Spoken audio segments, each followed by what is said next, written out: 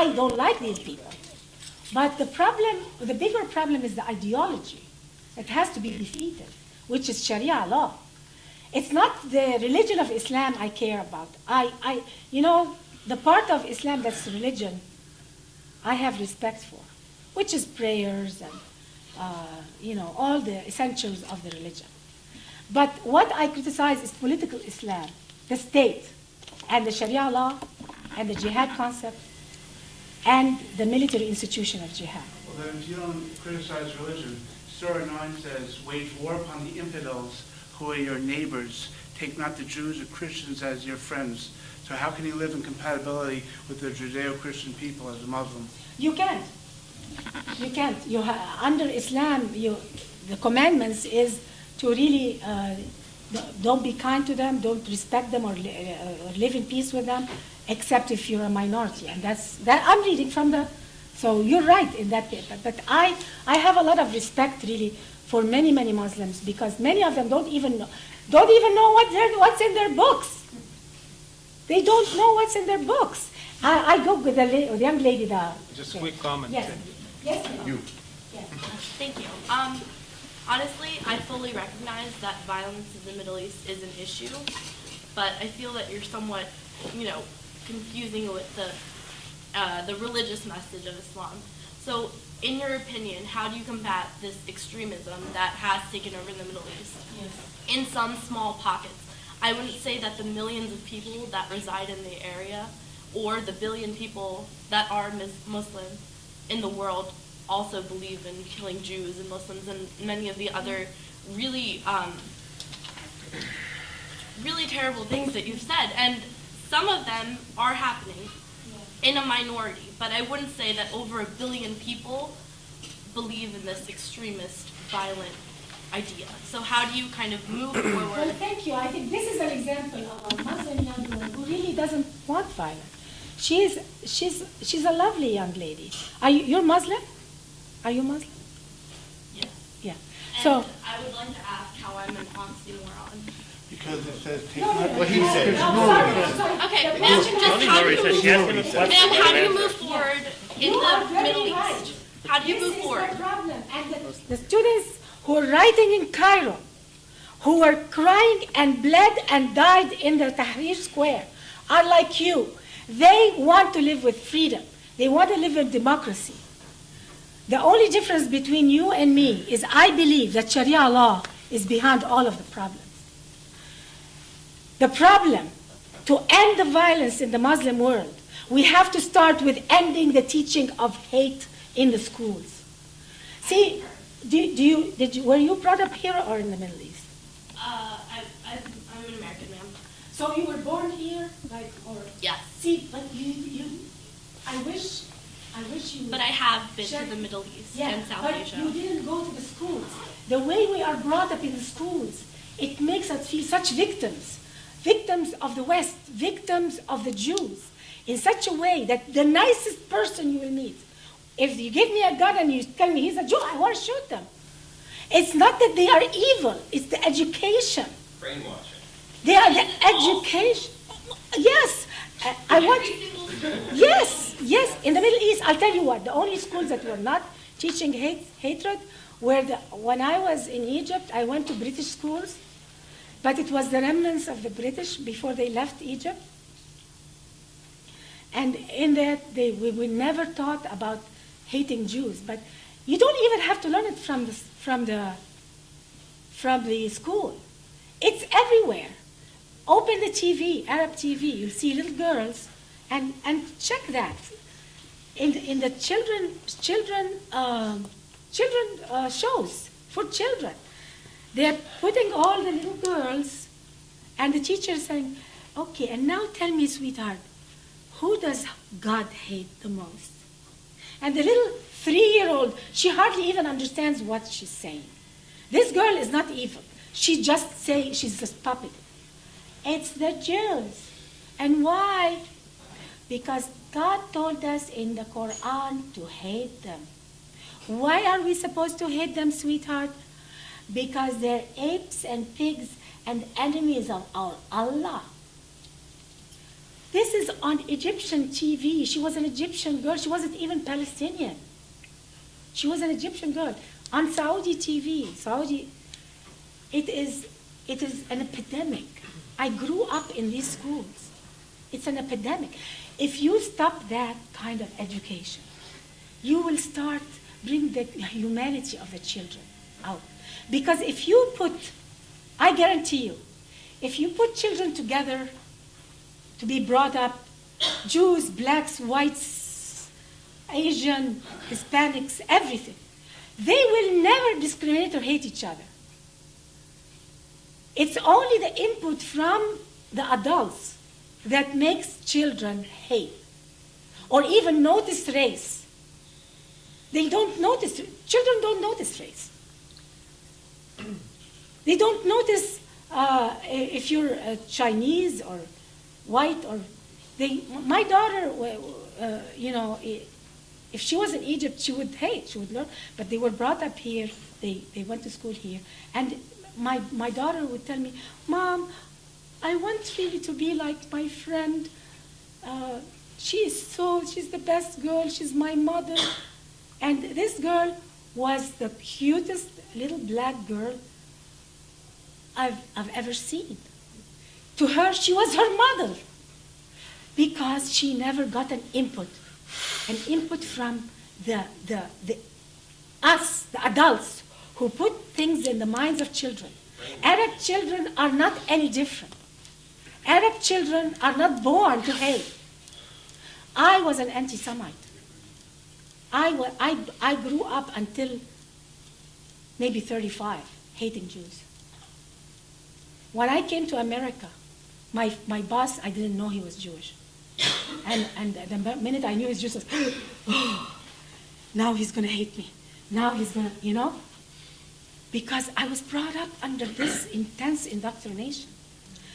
They had a poll in Egypt. Just to prove to you how the education and the media can make people. 96% of Egyptians said that their main problem in life is Israel and the Jews. With all the problems of Egypt, the economic, the uneducation, the illiteracy, the pollution in Egypt. I mean, look at the pollution. Oh my God. With all this economic, political problems of Egypt, the Egyptian people, when they were questioned, their 96% didn't say our economy, our dictatorships, our oppression. Our 45% of Egyptians are illiterate in their own language, in Arabic. They have never even read the Quran. They're illiterate. They didn't say illiteracy, they said Israel and the Jews. What does that mean? It's the result of what? What does Jews have to do in the internal affairs of Egypt? Nothing. Nothing. I went to school in Cairo like you. You went to school in Cairo? Cairo, yeah. Oh, I went tell me to about it. Collège La Salle, French school. La Salle? Yes. Yeah. Yes. I was at St. Clair's College. Oh, okay, I don't know where it is. Yes. What was You your went to- epiphany? Huh? How did you have your Done. awakening? What was Done. your awakening? Oh, America, thank God. America, I was awakened. So were you in Cairo too? I'm Egyptian. You're Egyptian? I've been to Cairo, Luxor. Yes. But they And- teach the same thing you were saying. It's amazing, even in the French Catholic school, Really? run by the Jesuits, Jesuits, yeah, my brother went to Jesuit. when the Arabic teacher will come in the classroom, Yeah. and they will talk about the Quran, and they'll Yeah. talk about how can I go to heaven Yeah. if I was To a be sinner? shaheed. If I was You a have to be sinner a all my shaheed. life, how can I go to heaven? Well, all you have to do is kill an infidel. Kill an infidel. And this is in 8th grade. Yeah. How can I, it's I amazing. was in a Catholic. We blocked it out though. And You this were in is Catholic mine. school? I was in. I mean, I'll let you talk because I want people who oppose my views. The lady there, I'll let you. I want to just tell you, these are from Egypt. They went to schools who were westernized schools. We were in westernized schools. We were not in the public schools of the government that were more intense. My religious teacher in St. Clair's College in Cairo used to tell us how, she really was representing Muhammad in a very bad way. She said, Muhammad killed the Jews and because they deserve to be killed. He killed 800 of them, and in one tribe. And she was saying it not as something to be ashamed of. She was saying it as something to be proud of. To be proud of. He killed the infidels, and God gave him all the power to conquer all the. She was saying what we would look at as assassination, mass assassination, as something to be proud of. So it's a completely. Is there something, the lady? Did you have a question? Yes.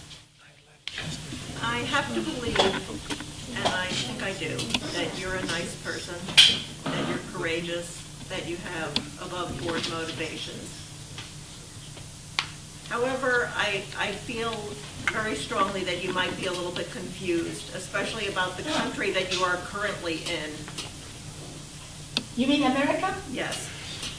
Legal lynch mobs, legal death penalty, legal sterilizations, legal imprisonment without charge, legal torture, legal proxy wars, legal theft of resources in other countries, legal invasions and occupations, the CIA influencing elections in other countries, the CIA.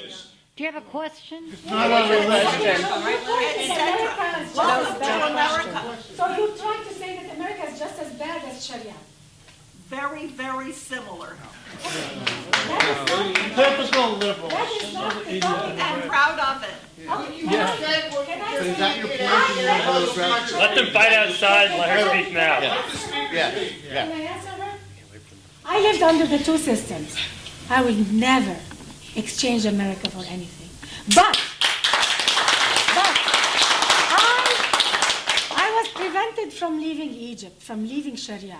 I was held against, Egyptians under Gamal Abdel Nasser were not allowed to leave the country for many, many years. Especially Jews. The minute the doors were opened under Sadat, I left. I really think it's very toxic to live in a country that you don't agree with and you think is bad. I believe that any American who hates this country and should not live here.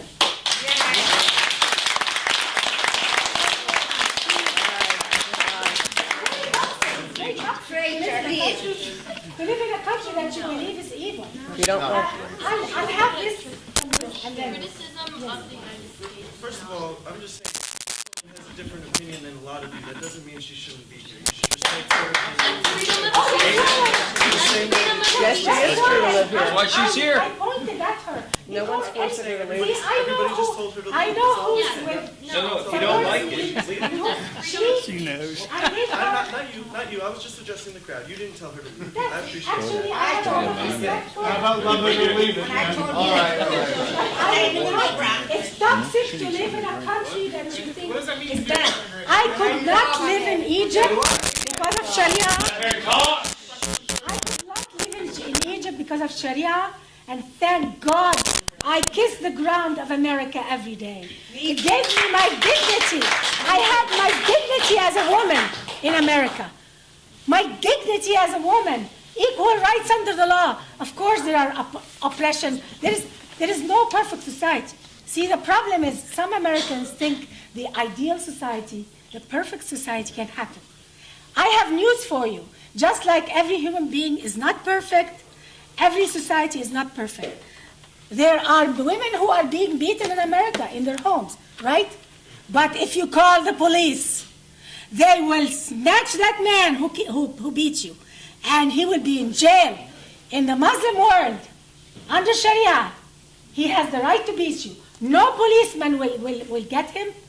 Her own father cannot protect her. So thank God I have the police in America who will defend you.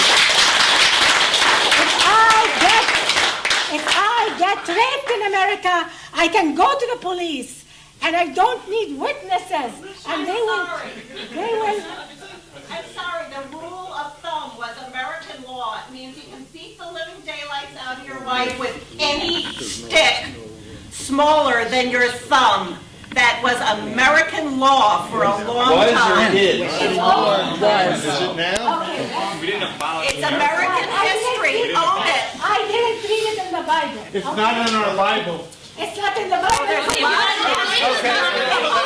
the Quran. It's in the Quran. It's not in the Bible.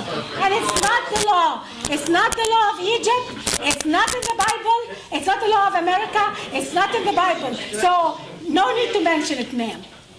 This girl with the back has been trying. Yes, sir.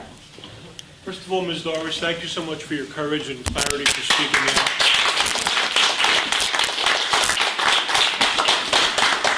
You said early in your talk that there's a gap in Egypt between democracy and Shari'a.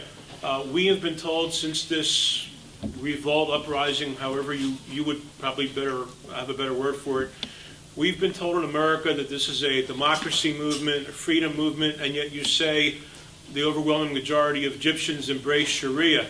How do we expose the truth of what's really happening over there?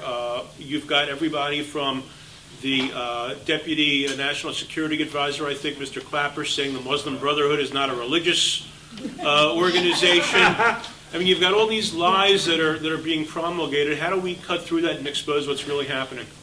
The truth is exposed in America. Some people don't want to hear it. America is not that stupid. Americans know what's going on. There are certain people in America, certain politicians and certain people in the media who purposefully don't want to expose the truth to American people. Because not all American people are exposed to my speeches or the truth. And some people just watch the evening news and that's how they learn. So the problem, the West doesn't want to expose the truth because the truth is too big for the West to handle. It's too big. It's too big for the West to handle. The only thing I find that the West is not is when somebody makes a statement in the Middle East that the Jews were responsible for the bombing in Sinai, and that was not really Egyptians that did it, is the Jews did it to embarrass the Egyptian government. Why don't you call that politicians and have a debate with them on American? Why? Why? Why do you let these propaganda?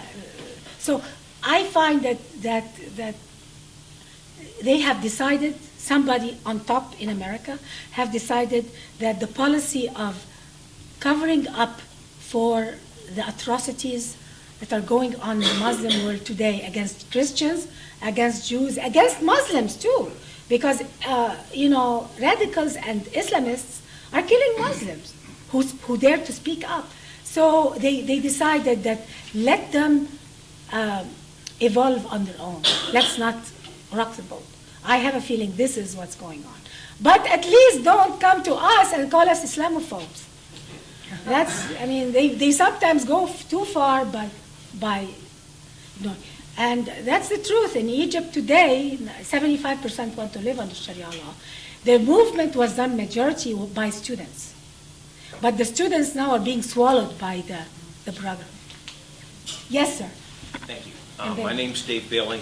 By the way, I was down there when you launched Former Muslims United in D.C. It was wonderful to see you there and glad to see you here. A quick personal story that leads to the question. I had a college student who was a Muslim who worked for me, and we were very good friends. Everything was very close, and she confided a lot in me. And she was really concerned about all the problems going on in the Middle East, and she was seeking to find a way to bring about peace. So she goes with her family. So this is a very close personal relationship.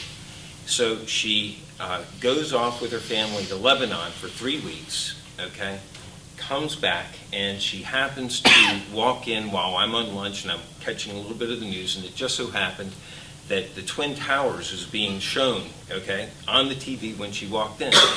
And they're talking about, who really did it? And she goes, how come you guys are still talking about this here? I mean, back in Lebanon, everybody knows that it was Mossad who did it, and it was a conspiracy of the Jews, and the Americans are covering it up. And they got those 19 Muslim men on the airplane by force. Right. And the thing is she was going to, this is going to be a joint project. She was going to go, when she went there, she was going to do research to figure out how to bring about peace and, she was going to do this and share this with me because I was curious about that perspective over there. But she would never, when she came back, write it, okay? And long story short, she ended up going to the University of Delaware. Muqtada Khan got a hold of her, if anybody knows who he is, and basically she turned against me, okay?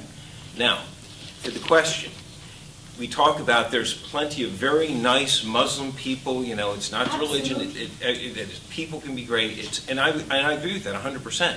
But the question is, how can you tell which ones are nice Muslims that you can trust and count on, and which ones are the ones who are misrepresenting themselves, lying in order to Takia? How can you tell?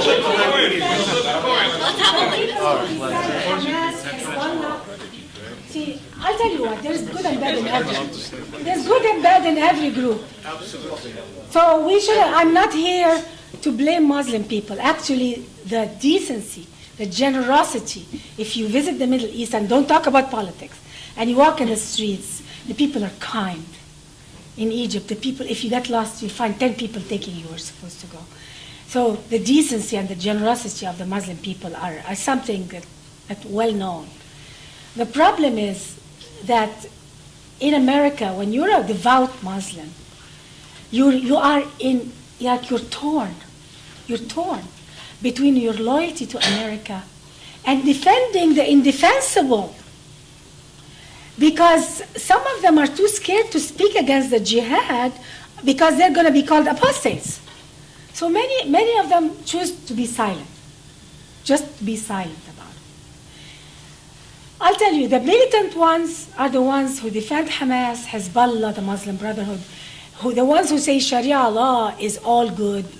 There is nothing wrong with Sharia law. Even the laws that condemn women to stoning, they defend that. Frankly, I can't defend it. The good-hearted, many Muslims also, the problem is they don't know what's in their books. So they defend it without knowledge. Many even defend Sharia without knowing Sharia, because they say it's Allah's law. I want to live on, these Muslims, I want to just live under Allah's law. They don't know. They're good people. They just don't know what's inside the books. So it's very difficult. I think the majority of Muslims really are good and honest people. The ideology allows a lot of inhumanity and barbarism, the ideology of Sharia, but they don't know it. But they practice the ideology. But they don't know. They just pray, and many of them don't know. I would rather, frankly, be born. I would rather see, as much as I'm not a Muslim anymore, I would rather be born to a Muslim family and be brought up in the ethics of bringing up the children than an ultra-liberal family in Berkeley.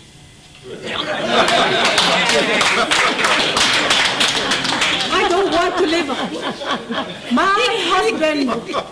My husband was born in an ultra-liberal family in Berkeley. I'm from an ultra-liberal family. He had. It's not that bad. I go to school. No, but I'm maybe they were a learning. little I'm getting an saner. education. I'm I tolerant. mean, to be brought up. Keep talking. Be quiet, you can talk. Accepting. That's cute. No, I seriously though, I was. What? But not all ultra-liberal families are the same. I'm talking about the ones that really hurt their kids. As an experiment. I would rather be brought up by a nice Muslim family who just prays and than the experimental psychological. It's brutal. I have friends who were brought up they had to go under a lot of therapy too. A lot of therapy. Yes. Okay. So an important point that you've made is that Sharia oppresses both Muslims and non-Muslims. Yes. So my question is, how do we get from this situation right now, which is depressing and frightening, to a solution? It seems that everything you've said leads against that. I mean, a Muslim leader cannot change the system. They can. 75% want Sharia law. So how do we fix this problem? That is a problem that has to come out, be solved from inside the Muslim world. But how? The problem is when they turn on CNN, they find people who are covering up for Islamic horrors. Why aren't we showing the Sharia impact on human beings in our media? Because let me tell you, the Muslim world has a lot of respect for Western media. They turn it on and they watch it. Do they approve of us today or not? We always are scared to show. Why don't we show the women who are being stoned or said or done on our news? The cover of Time magazine. It's not in the nightly news. It's not covered. Time magazine. How many people in the Muslim world buy Time magazine? We want to put it on our regular news, so when they open the TV in the Muslim world, they say, "This is Sharia law." They need to see themselves in the mirror. They don't. We are not reflective.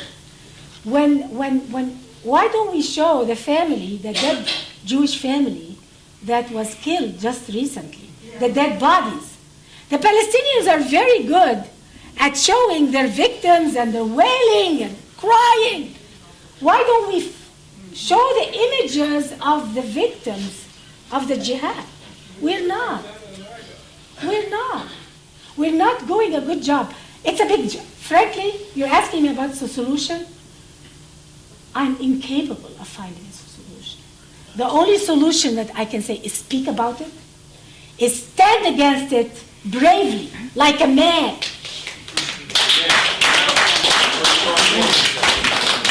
Yes, the lady there, please.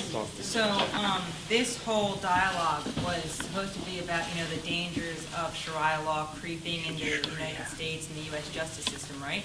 Mm-hmm. So I guess that's basically. It's also bad for Muslim people. All right, it's bad for everyone. All right, so I guess my question stems from me being, a Jewish queer-identified woman, and knowing a lot of Muslims, and knowing a lot of Americans. And, personally, in my relationships, and me knowing people and being surrounded by other people, I feel significantly more threatened by American paranoid nationalism than I do by Sharia law or, any multiculturalism or multiculturalism. So I just want to know how you justify this. Shut up. I just want to know how you can justify this discussion because, all I've ever seen from Muslims is, I've lived next to mosques and, people have been wonderful and kind to me. And so I just think that this paranoia and this, rage directed at a religion and a group of people is just absurd and abhorrent, frankly. Did you hear anything tonight? And I think it's not productive. Very good. And I think multiculturalism is something to be celebrated. American nationalism paranoia is. One thing about Sharia, you don't feel Sharia's impact, which is true. We don't feel Sharia in America yet. But it can happen. It can happen. Sharia, wherever Muslims go and become a majority, they will demand it. But I mean, they will demand it. It is Sharia. They are not yet the. And by the way, but you asked the question now. Can you please let me answer? You have to let me answer. You have to let me answer her question. She doesn't feel the impact of Sharia. And frankly, you're right. Some of my best and nicest friends are Muslims. It's not the people. And I said this, I don't know how many times you want me to say it. It's not the people that I'm afraid of. I'm afraid of Sharia law, which is the law today in Egypt and in all Muslim countries. They all signed the Cairo Declaration making Sharia the law of the land, and all the items I just told you about are in Sharia. Do you want to live in a country where a father must name his son Muhammad or Ahmad and never name him? That's in Egypt. I'm not saying this is the law in America today, but I want to tell you something. Just listen to me. I'm not disagreeing with what you're saying. I don't feel Sharia's impact in America. I don't care about Sharia. Why are you bothering me? Can I please answer why I'm speaking about Sharia now? Yeah. Because I don't want America to have a Chechnya in the midst in 50 years. What does that mean? What does a Chechnya in the midst in 50 years? When Muslims migrated to the Soviet Union, they formed an area called Chechnya, and it was predominantly Muslims. And what happened after they became strong in a certain area? They demanded Sharia law. We're the majority here. We want Sharia law, and we want a separatist movement. Detroit. We want a separatist movement today.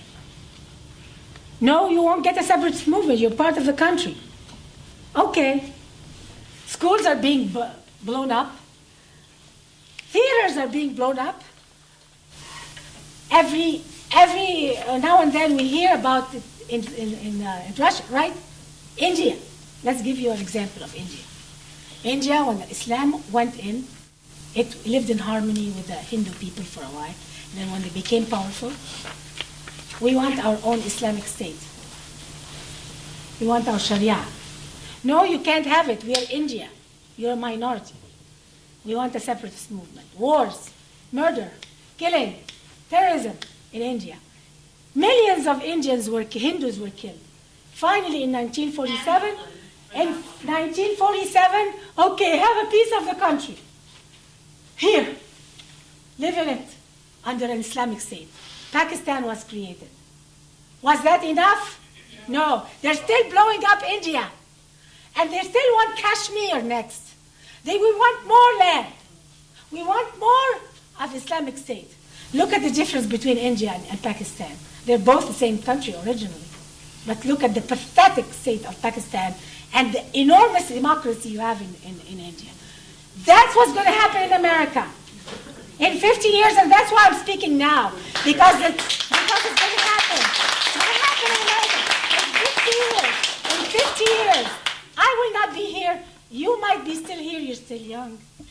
But we will leave. We are going to leave. We are going to leave to our country, to our children, a war, a civil war to fight, an Islamic civil war to fight of a separatist movement inside the United States by people who want a separatist movement because they want to live under Sharia. And that's why I'm speaking. You might not feel it now because you have nice Muslim friends, and I have my nice Muslim friends. Young lady, you have to have a little bit vision for the future. And I'm afraid of people like you, and I'm afraid of paranoid nationalists. Frankly, I don't think that's unreasonable. Oh my God. Next question. Yes, sir. Just a political question about what's going on in Egypt. To your point about the fact that I think that the Western media wants to focus on the demonstrators in the square, and to me it feels like they want us to believe that is the main demographic of Egypt. But like you said, the reality is that it's a very rural country. Very. That's really the demographic of the country, and that when you have elections, it's you don't just give the vote to the people that were in the square. So my question then is it in the end though what I've been reading is that it could possibly set up to be a big fight between the Muslim Brotherhood and the military complex that is probably still intact, that still has the respect of the people. Do you think that could just end up being the outcome, that you're either going to end up with a country ruled by the Muslim Brotherhood or it becomes a military dictatorship again? It could be a combination. I think. Or an accommodation. I'll tell you what, the military, what's the military in Egypt? They are from the people. Most probably 75% of the military in Egypt have members, family members, in Muslim Brotherhood. They sympathize with them. You know, a lot of people don't understand what's the Muslim Brotherhood in Egypt. It's not like the KKK in America where you can't even find them. The Muslim Brotherhood is so entrenched in Muslim society. Not one family doesn't have members of it in the Muslim Brotherhood. There's a lot of sympathizers of the Muslim Brotherhood. It's part and parcel of Egyptian culture. So it's part and parcel of the military as well. I think there's going to be an alliance between the military and the Muslim Brotherhood, and we're going to have the same cycle. A lot of people don't understand the cycle of dictatorships and revolutions in the Middle East. This is a way of life. In 1952, when I was just born, a little girl, there was a revolution in Egypt against the king of Egypt, King Farouk. And that revolution promised freedom, democracy. Freedom and democracy. And actually, Tahrir Square at that time was not called Tahrir Square. That revolution came to the Tahrir Square and said, we're going to call this Tahrir Square. Tahrir Square means Freedom Square. And they promised and promised and promised. And what did Egypt get? From 1952 until today, we only had 3 presidents. From 550, and each one of them until he was dead, until Mubarak is the only one who was ousted, alive. So, the cycle of revolutions and uprisings and dictatorships is the status quo. This is how it is. Because Muslim countries, they try to revolt against the oppression, but they don't know that the oppression is dictated by the Sharia. They don't link it. That actually Sharia is dictator friendly. It is the reason we have dictatorships in the Middle East is because of Sharia. And also, it allows revolutions. It allows coup d'etat. You can come to power through seizure of power under Sharia law. So, you come to power through seizure of power, you make a revolution, you promise freedom, you promise democracy, you try to make it more free, then the Muslim Brotherhood tries to assassinate you. So when the Muslim Brothers try to assassinate you because you're deviating a little bit from Sharia. See, to do democracy, you have to deviate a little bit from Sharia. And the minute a Muslim head of state deviates a little bit from Sharia, he's accused of being an apostate. So he goes back to the Sharia. And he goes back to the Sharia, to the oppression. So it is like a schizophrenic personality in one society. Part of the society wants freedom and democracy, and part of it wants Sharia law. And God knows who wins. And that's why they are in constant turmoil between dictatorships, uprisings. Dictatorships, uprisings. Because you will never be free of this cycle, vicious cycle, until you admit to yourself, I have to have separation of mosque and state. If you have separation of mosque and state, without separation of mosque and state, have a pure secular government in Egypt, Egypt will never have peace and democracy. Yes? Sure. So you're saying that it's sort of like a battle between democracy and Sharia? Yeah, exactly. In human nature, we all are born, whether you're Muslim, Christian, whatever, we're all born with, we don't like oppression, we don't like, so you get the dictatorships because Sharia tells us so, and we vote against it. Hold on, but what about in cases where governments that enact Sharia law are democratically elected? What trumps? What wins? Democracy, which everybody in this room believes in and would fight for, or the will of these people who we disagree with? The thing is, democracy over there is different from democracy here. Wait, democracy over is there the same is voting. No, it's not. No. All they do is they go and they vote for the person whom they want. And by the way, that person could be like, let's say that they could vote in Egypt for El-Baradar, who's running. He is more of an international person. He's very educated. I believe the man really wants democracy. when he uttered the word, let's remove Sharia as the basis for our constitution,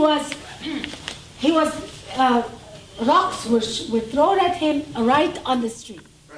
So what is the message for the person who wants to bring democracy?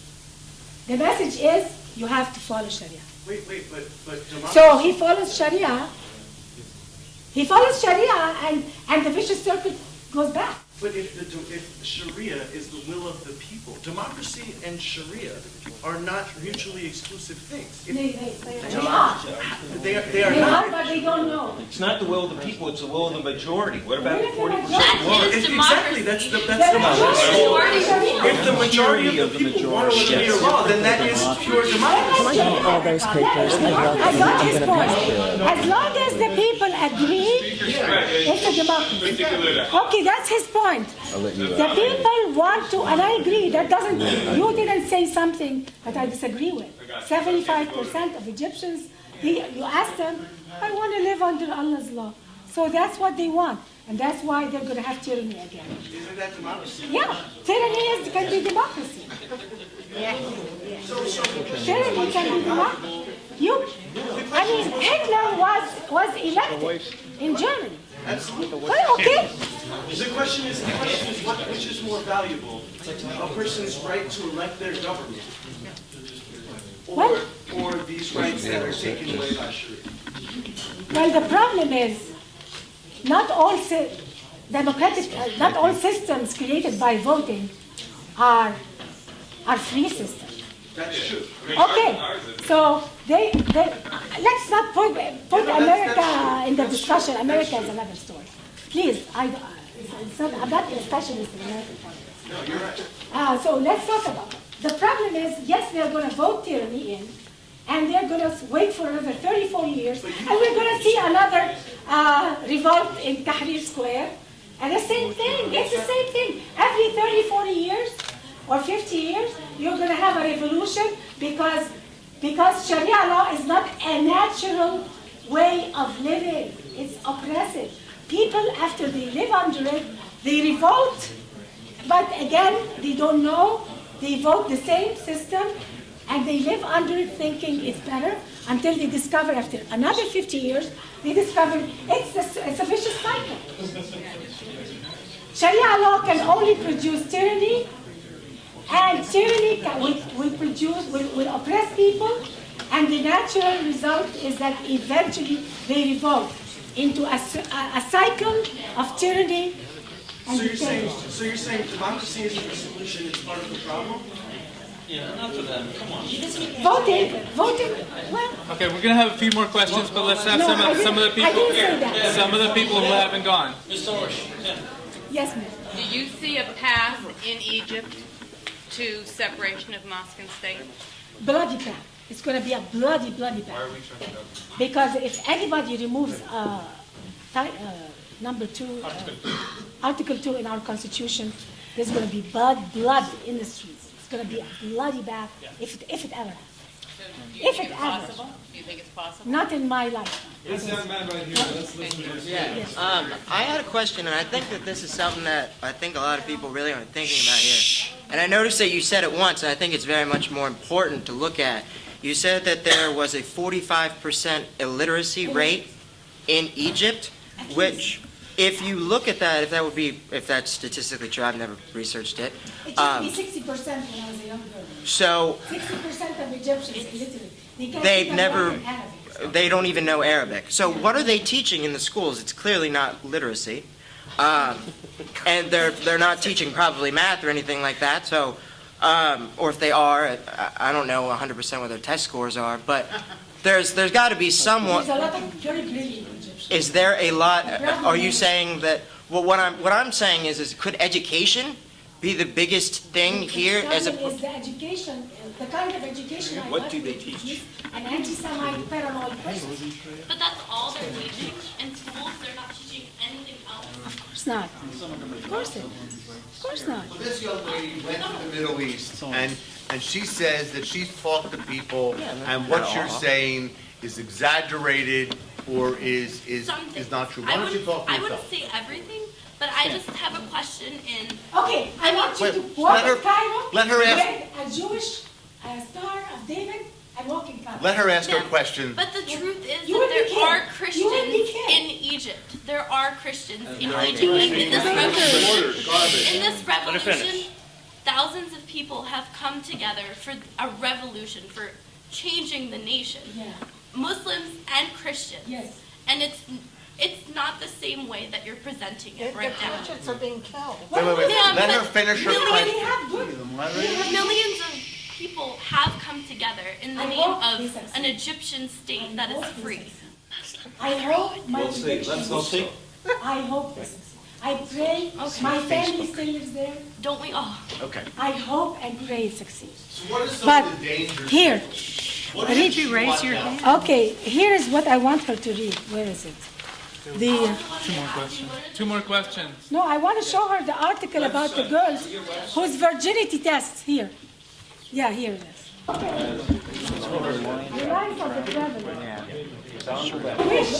Look at it. The revolutions in the Middle East today will succeed because these are my brothers and sisters, these are my family. I wish I'm wrong, that I will be the first one to be happy that they will achieve a kind of democracy, at least, that's a little better than before. And I think they are underway, but when or there's going to be more bloodshed, I have no idea. I hope I'm wrong. Thank you.